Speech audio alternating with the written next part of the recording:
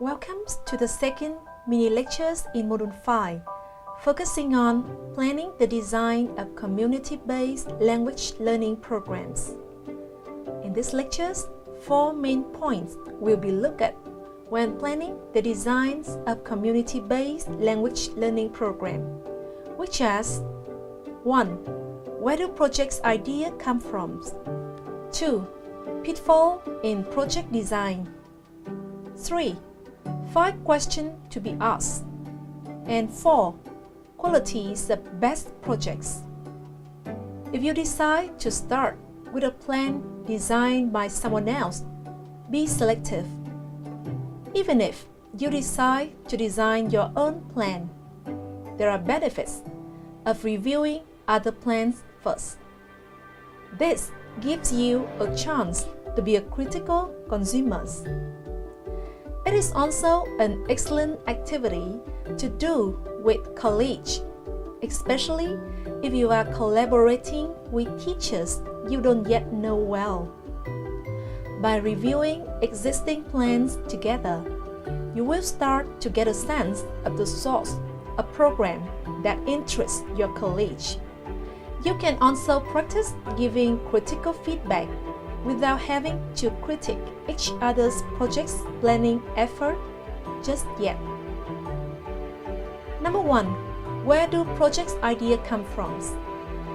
They can come from any of these: news stories, contemporary issue, student question or interest, a classroom irritant put to educational use, a mashup of great ideas, and a new tool.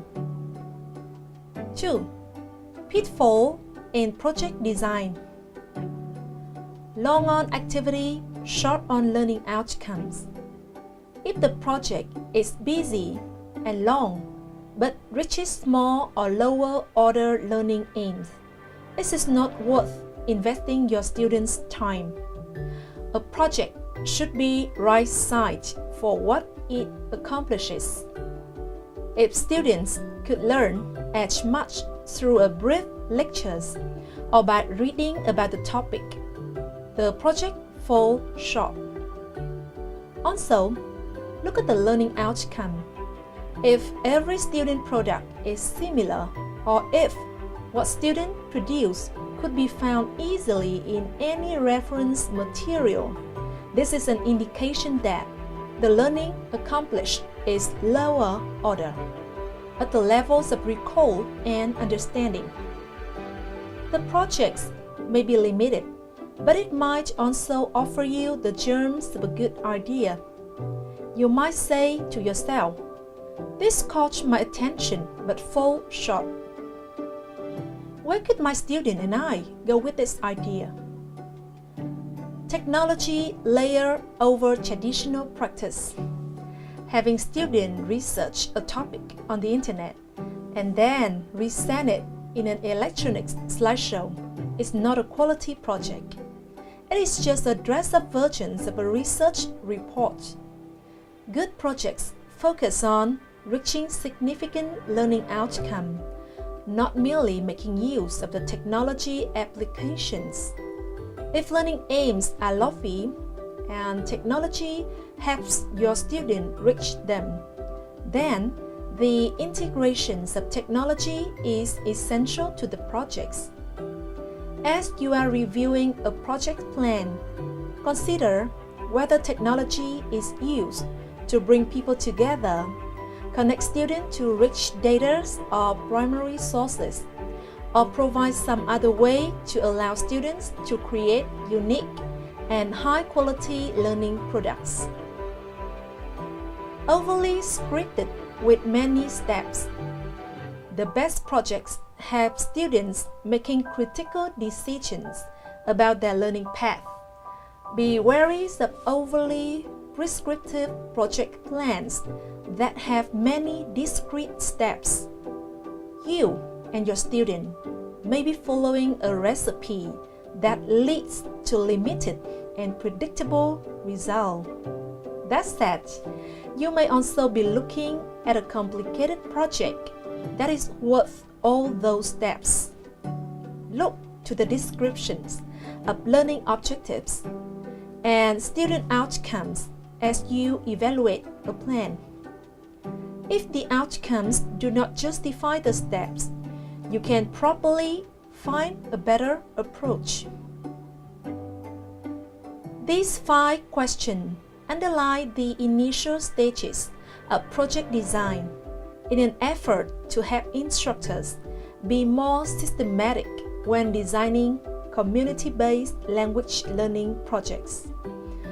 These questions do not speak to every aspect of project design and management, but rather represent a complement to existing resources on community-based language learning. Question number 1. Among the goals of the projects, are there primary and secondary goals, or are they all given equal weight? Every community-based language learning project has many goals. Often, they are divided into academic and civic responsibility goals.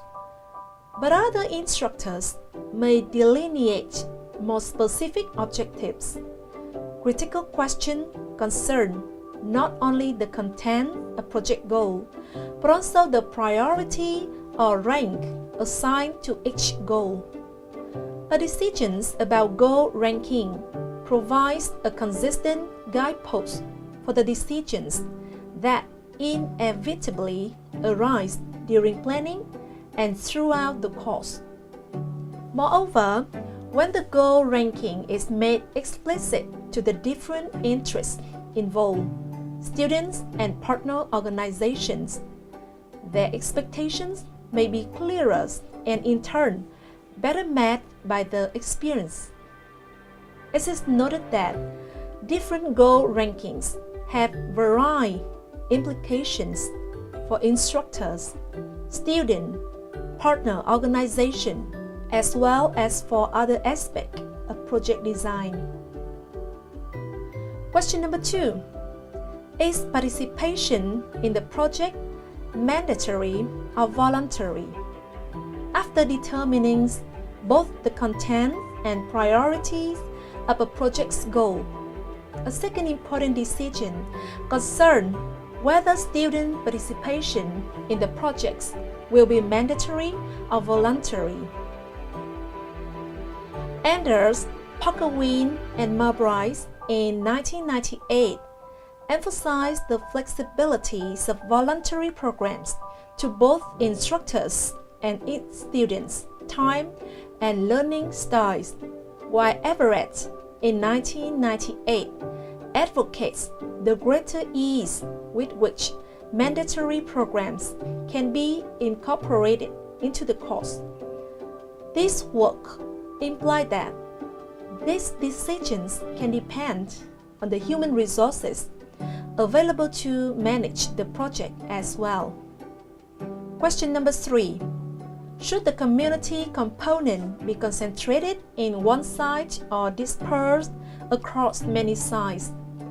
And a key question with little explicit discussions in the existing literatures pertains to whether students should be dispersed across organizations or concentrated in one site.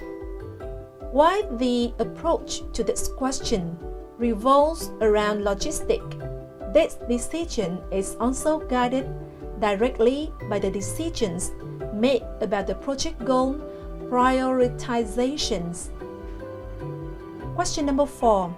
How similar or different should each student's individual participation in the process be? Should students be asked to interact with the partner organization in the same way? What kinds of advantages and disadvantages are posed by offering students different ways to participate in the projects?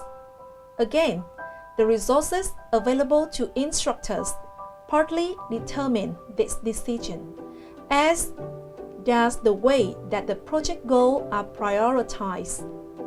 For example, students can self-select into different components of a project. Therefore, students can gain different insights. When allowing substantial variations in student participation, instructor must anticipate different impact upon student, the organization, and course content.